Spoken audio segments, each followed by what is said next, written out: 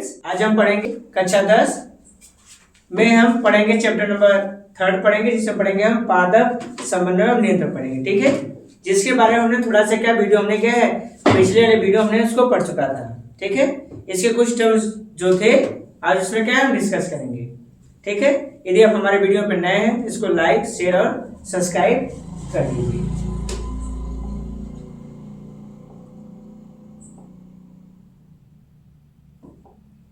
ठीक है, आज हम क्या पढ़ेंगे? आज हम पढ़ेंगे पादप हार्मोन्स, और हम पादप हार्मोन्स में क्या है आज हम डिटेल पढ़ने वाले हैं। ठीक है, तो पादप हार्मोन्स होता क्या है?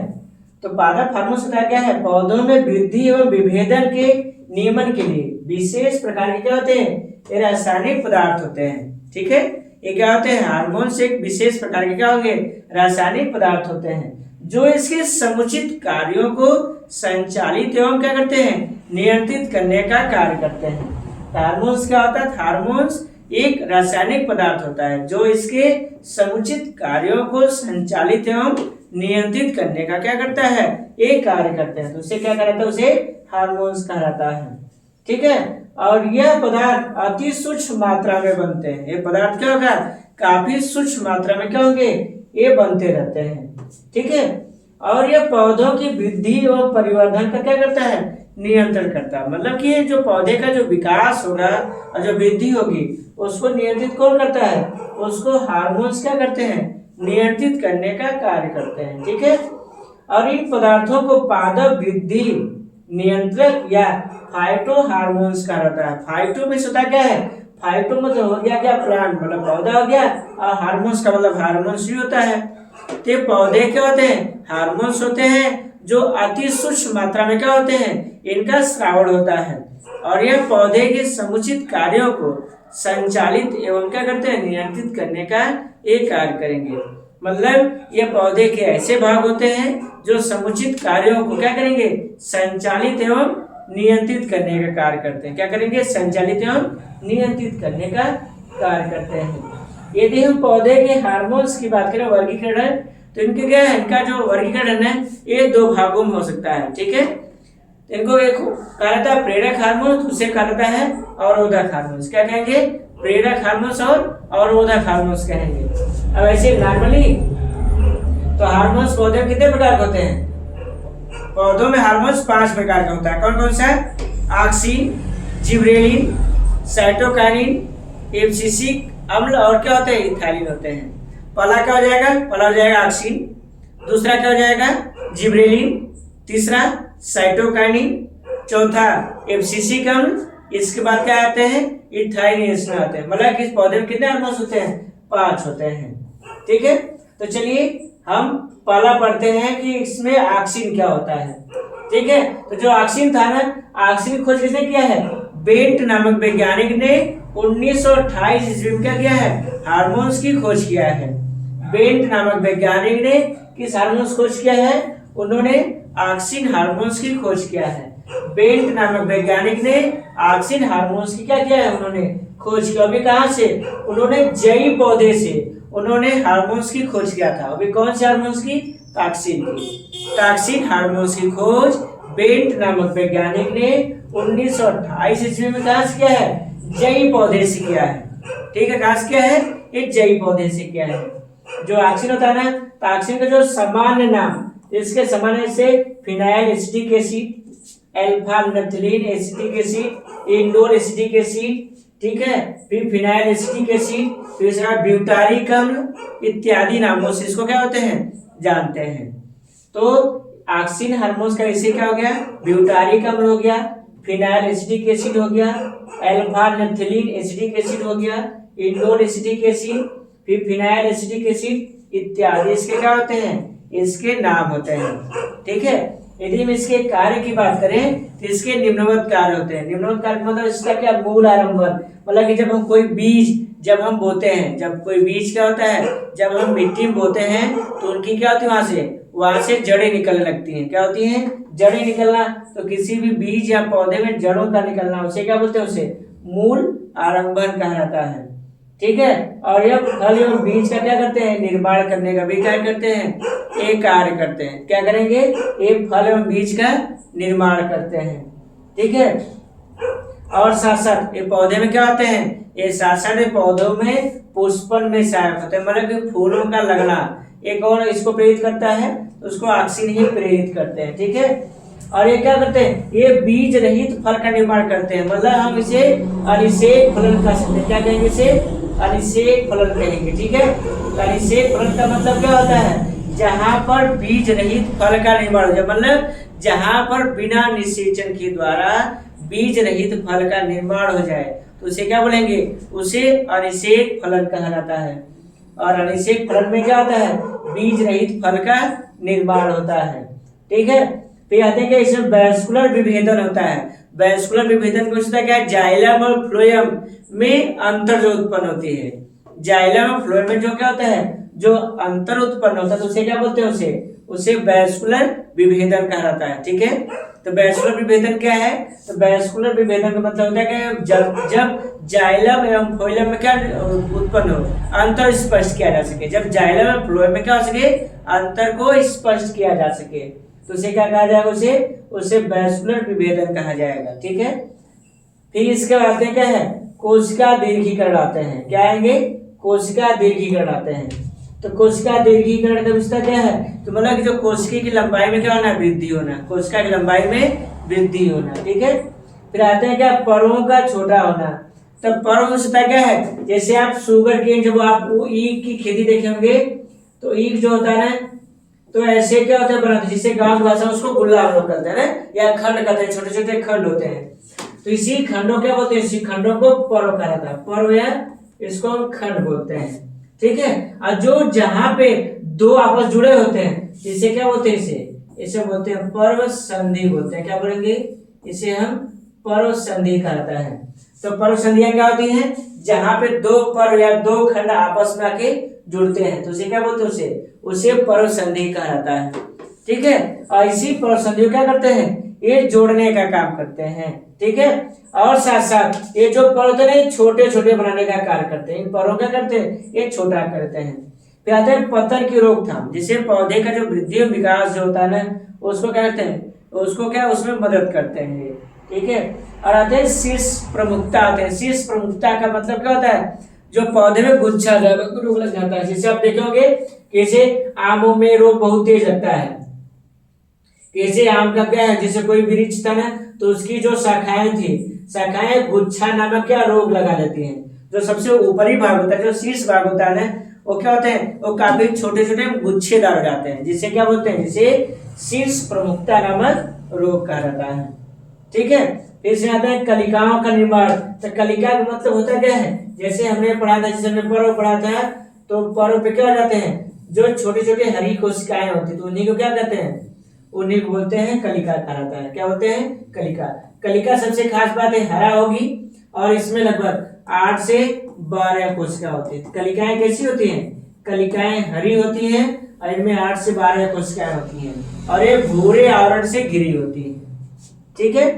फिर सदैव प्रसुप्तता नियंत्रण आते हैं। तो मतलब कि जो पौधे का वृद्धि और विकास होता है, ये उसमें भी क्या करते हैं, उनमें जो प्रसुप्ता, जो उनका जो विकास रुक गया था, उसको बढ़ाने में क्या करते हैं, ये मदद करते हैं, ठीक है। फिर वही आते हैं बिलगन परत का नियंत्रण। मतलब जैसे पत्ती है ना, तो पत्ती हो गया, या उनकी जो चैली होती है, जो छाल होता है, जो बार बार गिरते हैं, तो उसको भी रोकने का क्या करते हैं, ये कार्य करते हैं। और सबसे खास बातें हैं कि ये प्रकाशानुवर्तन गति में क्या होते हैं, सहायक होते हैं। प्रकाशानुवर्तन गति का मतलब होता है क्या है, एक पौधे के समुचित भागों का प्रकाश की दिशा में गमन करना, तो उसे क्या बोलेंगे, प्रकाशानुवर्तन गति कहेंगे। जैसे सपोज मानना है कि हमारे पास इधर मिल गया इसको सन, ठीक है, और सन मिला, और एक हमारे पास एक गमला था, ठीक है, इस गमले में एक पौधा था, तो पौधा क्या होता है, इस तरीके से क्या होता है, एक गमन करने लगते हैं। तो मतलब कि पौधे का प्रकाश की दिशा में क्या करना है, गमन करना, पौधे का प्रकाश की दिशा में गमन करना, तो उसे क्या बोलेंगे, प्रकाशानुवर्तन गति कहेंगे, ठीक है। यदि आपको डिटेल में पढ़ना है तो कृपया हमारे क्या है, इससे पिछले वीडियो में आप जाके उसको देख सकते हैं, ठीक है, जिसमें हमने ये पौधे की सारी गतियां हमने इसको डिटेल में पढ़ाया है।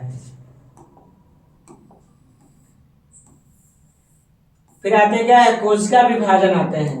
तो इनमें क्या आता है, कोशिका विभाजन में इनका उपयोग किया जाता है। ठीक है, फिर आते हैं खरपतवार नाशक। तो मतलब होता क्या है कि जो आजकल के जो जिसे देखेंगे, जैसे गेहूं हो गया, धान हो गया, इनमें क्या होता है, घासों को नष्ट करने की एक मार्केट में दवाइयां मिलती हैं, जिसका किसान उपयोग करके क्या करता है, अपने खेतों में जो घास होते हैं, मतलब अनचाहे जो पौधे होते हैं, उनको नष्ट करने में क्या करते हैं, उनका उपयोग करते हैं। तो उसे क्या बोलते हैं, खरपतवार नाशी दवाइयां कहा जाता है। ठीक है, फिर हमने बोला था अनिषेक फलनशीलता क्या है, जहां पर बिना निषेचन के द्वारा जहां पर बिना निषेचन के द्वारा बीज रहित फल का निर्माण हो जाए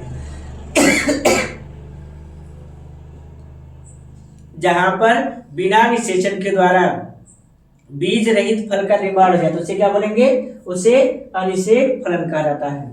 ठीक है,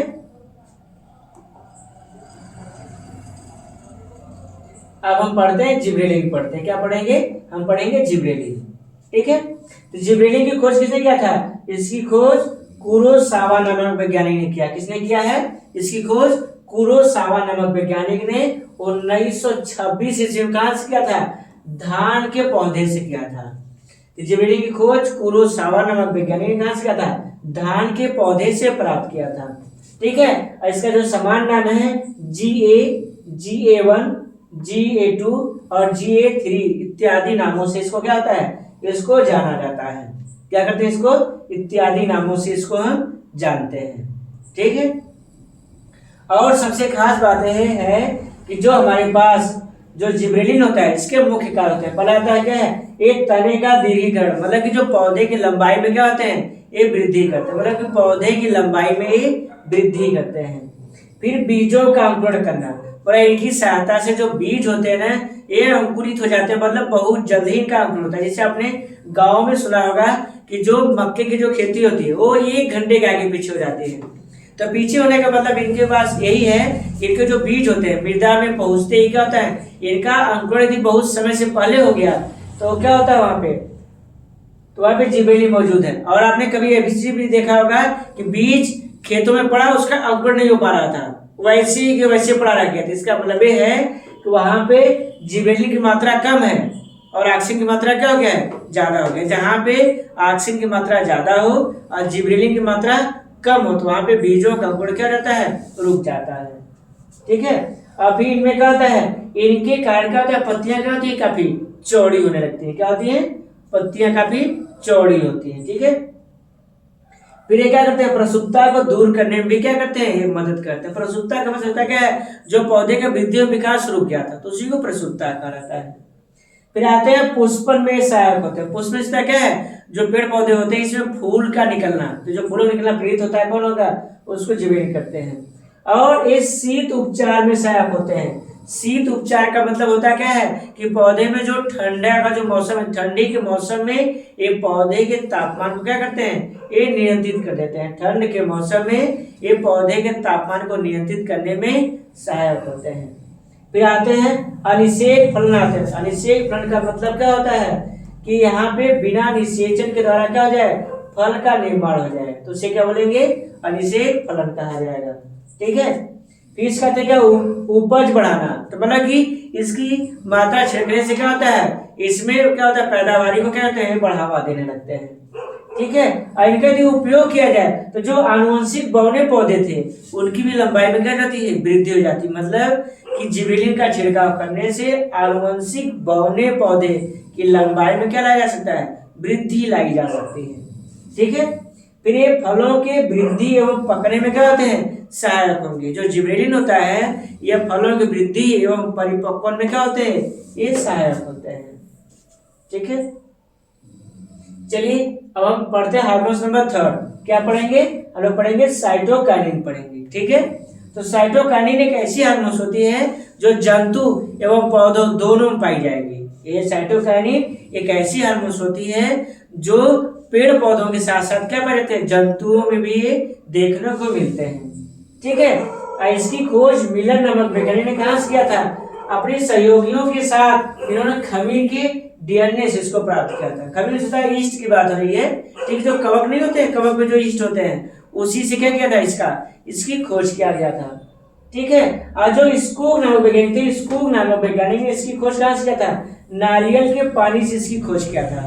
तो इसको नामक वैज्ञानिक ने नारियल के पानी से क्या किया था, साइटोकाइनिन की खोज किया था। लेकिन लेथम नामक वैज्ञानिक ने इसकी खोज कहां से किया था, मक्का से किया था। और इन्होंने ही इसको क्या नाम दिया था, इन्होंने इसको जियाटीन नाम दिया था। क्या नाम दिया था इसको, जियाटीन नाम दिया था। तो इन्होंने साइटोकाइनिन को मक्का से खोजा और उन्होंने इसको क्या कहा था, जियाटीन नाम दिया था। इसका सामान्य नाम क्या है, जियाटीन और काइनेटिक इत्यादि नामों से इसको क्या होता है, इसको जाना जाता है। ठीक है, फिर आते हैं साइटोकाइनिन के कार्य आते हैं। तो साइटोकाइनिन के क्या है, निम्नलिखित कार्य होते हैं। नंबर पहला, ये कोशिका के क्या होते हैं, विभाजन में सहायक होते हैं। जब कोशिका का विभाजन होगा तभी तो क्या होगी, पौधे की लंबाई बढ़ेगी। यदि कोशिका का विभाजन होगा ही नहीं तो पौधे की लंबाई कैसे बढ़ेगी। पौधे की लंबाई में क्या होता है, वृद्धि होना जरूरी है। तो पौधे की लंबाई तभी बढ़ेगा जब क्या होगा, कोशिका में विभाजन पाई जाएगी। ठीक है, दूसरा है कोशिका दीर्घीकरण एवं विवर्धन। मतलब कि कोशिका के विभाजन के साथ साथ उसमें विभेदन, मतलब उसमें अंतर स्पष्ट करने का ये क्या करते हैं, एक कार्य करते हैं। ठीक है, फिर आते हैं शीर्ष प्रभाविता का प्रतिकार आते हैं। मतलब कि जो ऑक्सीजन के कारण जो पौधे क्या हो रहे थे, छोटे हो रहे थे, उनमें गुच्छा नामक रोग लग रहा था। यदि वहां पे हम साइटोकाइनिन का उपयोग करें तो पौधे क्या हो सकता है, उसकी लंबाई क्या होती है, बढ़ना शुरू हो जाती है। ठीक है, फिर जीर्णता में विलंबन। जीर्णता का मतलब होता है क्या है, पौधों में क्या जो विलगन नामक प्रक्रिया, जैसे जो पत्तियां होती है उनका जो गिरना होता है तो उसमें देरी ला सकते हैं। ठीक है, फिर पोषक पदार्थों का अभिगमन करना। मतलब कि जो जाइलम और फ्लोएम होता है तो ये जाइलम फ्लोएम को कार्यों क्या करते हैं, संचालित एवं नियंत्रित करते हैं, जिसके माध्यम से जो पोषक तत्व होते हैं उनका एक स्थान से दूसरे स्थान क्या हो सकता है, स्थानांतरण हो सकता है। इनकी सहायता से जाइलम और फ्लोएम के कार्यों को भी संचालित और नियंत्रित किया जाता है, जिससे क्या हो सकता है, यहाँ पे पोषक पदार्थों के आवागमन में क्या होते हैं, ये सहायक होते हैं। क्या होंगे, सहायक होते हैं।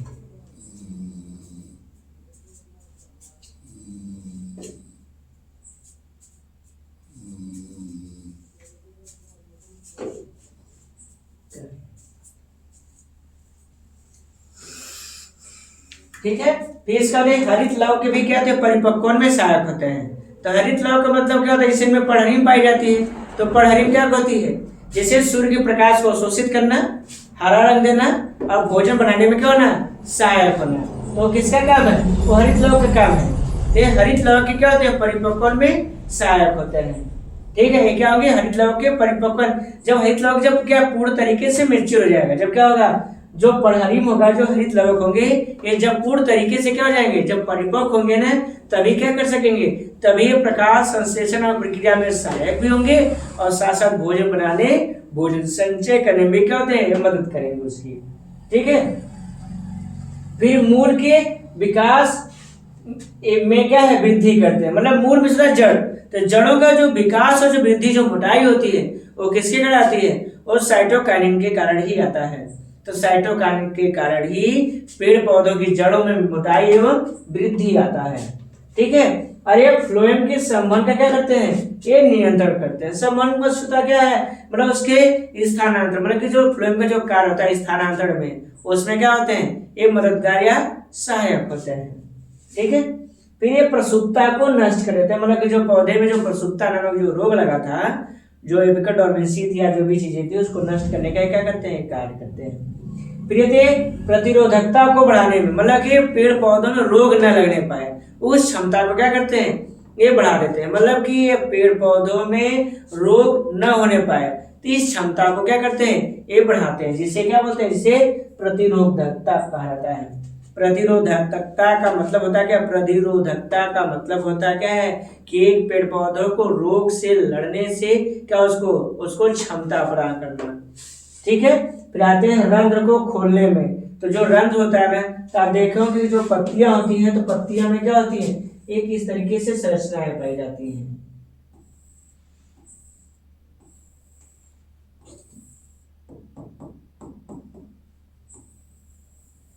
ठीक है, तो ये जो रंध्र होते हैं ना, तो रंध्र में क्या होता है, तो रंध्र जो होता है ना, प्रकाश संश्लेषण के समय क्या करता है, जैसे कार्बन डाइऑक्साइड, ऑक्सीजन या वाष्पोत्सर्जन प्रक्रिया में सहायक होते हैं। तो इसी को खोलने में क्या होते हैं, ये सहायक होते हैं। फिर जो पौधे का जो वृद्धि और विकास होता है तो उसमें जो विभेदक जो विभिन्नताएं उत्पन्न करते हैं, ठीक है। फिर ये जड़ों एवं शाखाओं के विकास भी क्या होते हैं, ये सहायक होते हैं, ठीक है। तो जिससे जड़ हो गया तो जड़ का वृद्धि हो सकता है। फिर इसके बाद पौधों में क्या हो सकती है, जिसे अनेकों शाखाएं आना है तो शाखाओं को कौन लेके आता है, तो उसको साइटोकाइनिन नामक हार्मोन्स लेके आते हैं, ठीक है।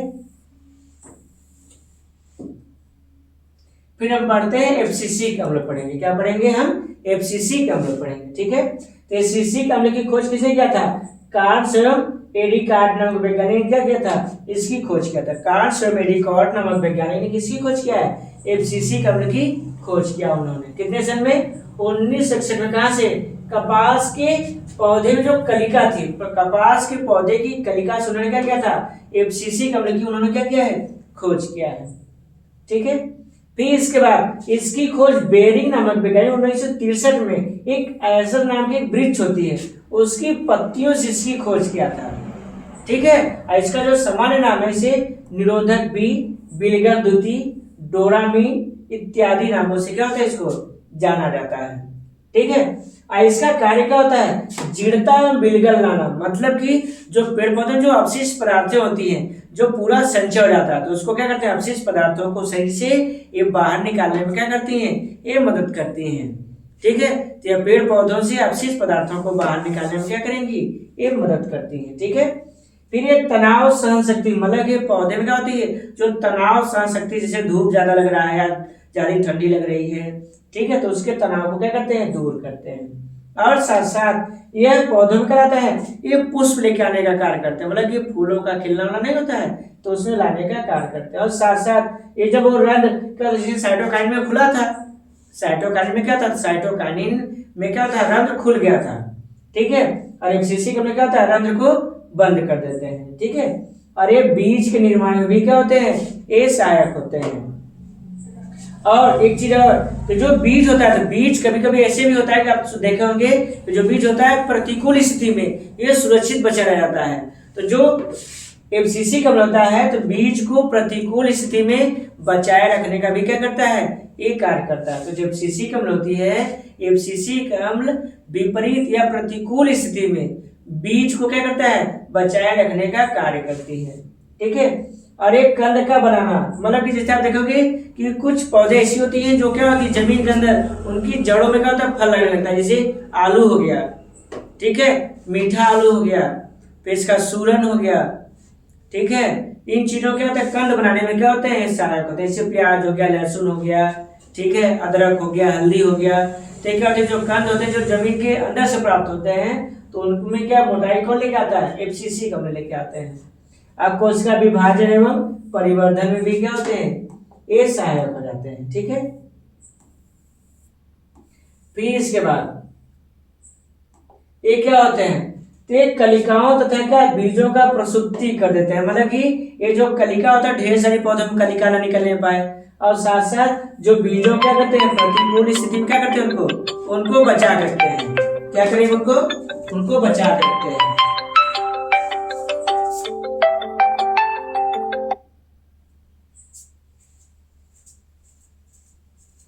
ठीक है, तो ये क्या करते हैं, ये बीजों और क्या है, ये कलिकाओं क्या करते हैं, ये प्रतिकूल स्थिति में क्या करते हैं, ये बचाए रखते हैं, ठीक है, जिससे क्या हो सके, इनका क्या सही तरीके से इनका क्या है, इनका विकास बना रहे, ठीक है।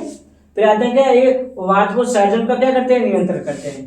वाष्पोत्सर्जन क्या होता है, तो वाष्पोत्सर्जन एक ऐसी प्रक्रिया होती है जिसमें सभी पेड़ पौधे जल को वाष्प के रूप में बाहर निकालते हैं, तो उसे क्या बोलते हैं, वाष्पोत्सर्जन। या सीधा सीधा छोटी परिभाषा, जल को वाष्प के रूप में बाहर निकालने की प्रक्रिया को वाष्पोत्सर्जन कहा जाता है।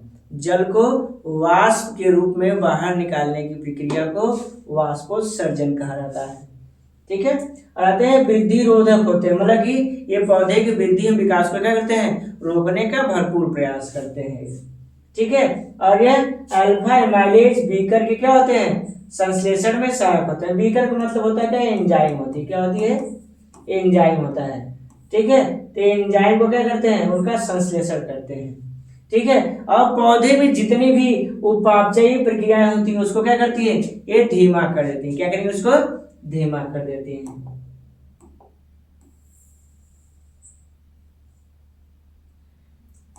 अब हम पढ़ेंगे इथाइलिन हार्मोन्स पढ़ेंगे। इथाइलिन हार्मोन्स या कह सकते हैं कि पादप में गैसीय हार्मोन्स, पादप में गैसीय हार्मोन्स के नाम से भी इसको क्या होते हैं जाना जाता है।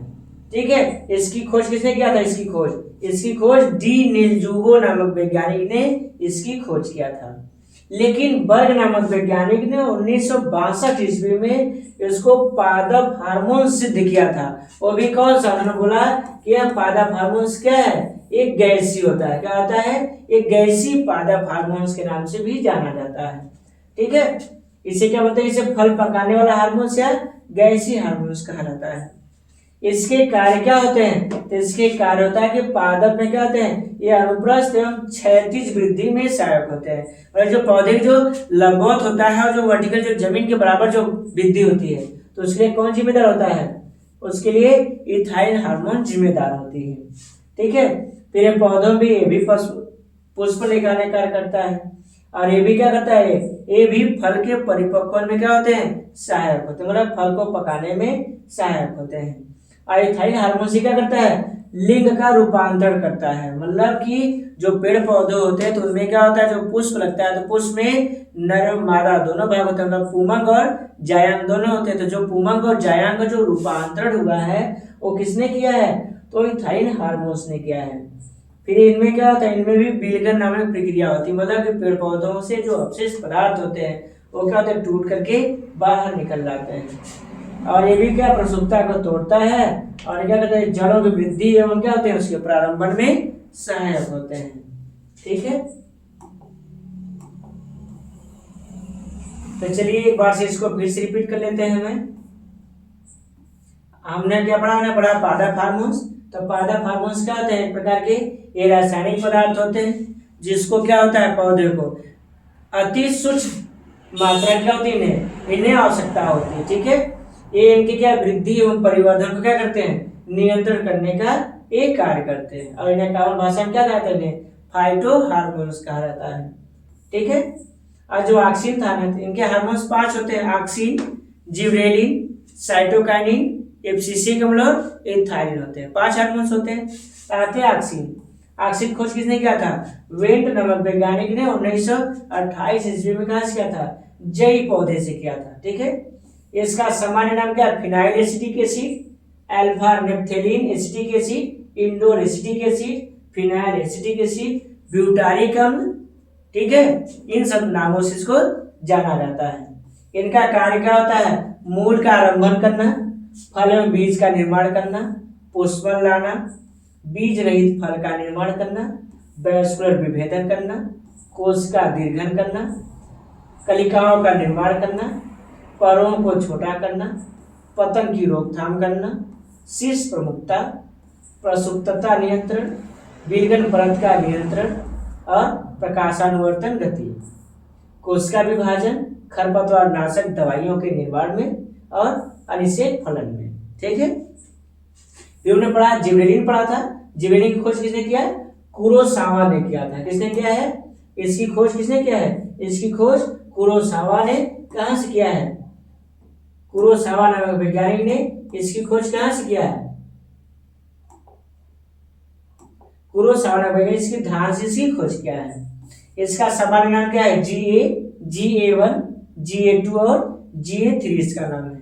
इसके कार्य क्या है? तनों का दीर्घीकरण, बीजों का अंकुरण, चौड़ी पत्तियों के निर्माण में, प्रसुप्ता को दूर करना, पुष्पन, शीत उपचार, अनिषेक फलन, जरावस्था को रोकना, उपज बढ़ाना, आनुवंशिक बौने पौधे का दीर्घीकरण, और फलों में क्या होता है? वृद्धि एवं पकने में क्या होते हैं? सहायक होते हैं। ठीक है, फिर आते हैं साइटोकाइनिन। इसकी खोज किसने किया था? मिलर नामक वैज्ञानिक 1955 में कहा किया था? खमीर के डीएनए से इसकी खोज किया था। और इसको नामक वैज्ञानिक इसे क्या है? नारियल के जल से इसकी खोज किया था। लेकिन लेथम ने क्या है? मक्के के दाने से इसकी खोज किया और इन्होंने लेथम ने इसे क्या नाम दिया था? जियाटिन नाम दिया था।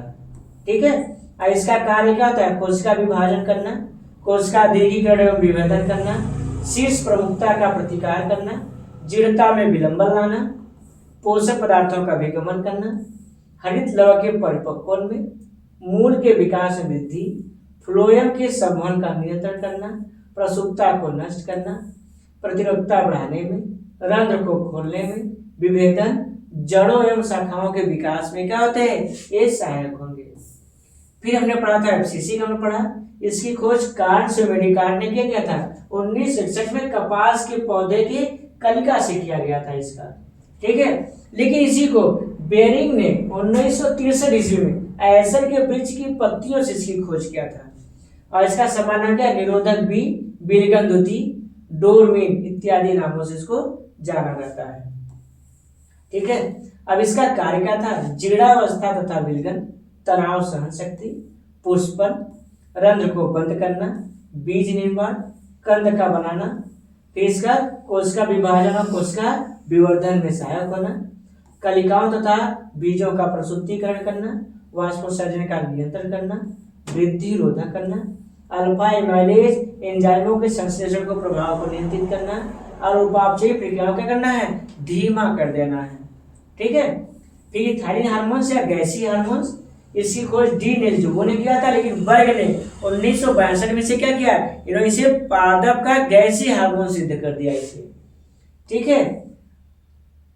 इसका काम है क्या, गैसीय हार्मोन से फल पकाने वाला हार्मोन्स का रहता है। इसका कार्य पादप में अनुप्रस्थ एवं क्षैतिज वृद्धि में, पुष्पन, फल परिपक्वन में, लिंग रूपांतरण में, विलगन, प्रसुप्ति को तोड़ना, मूल वृद्धि एवं जड़ प्रारंभन में क्या होते हैं, इत्यादि प्रक्रिया में क्या होते हैं, ये सहायक होते हैं, ठीक है। आज का यदि हमारा वीडियो अच्छा लगा हो इसको लाइक और शेयर करते रहिए, ठीक है।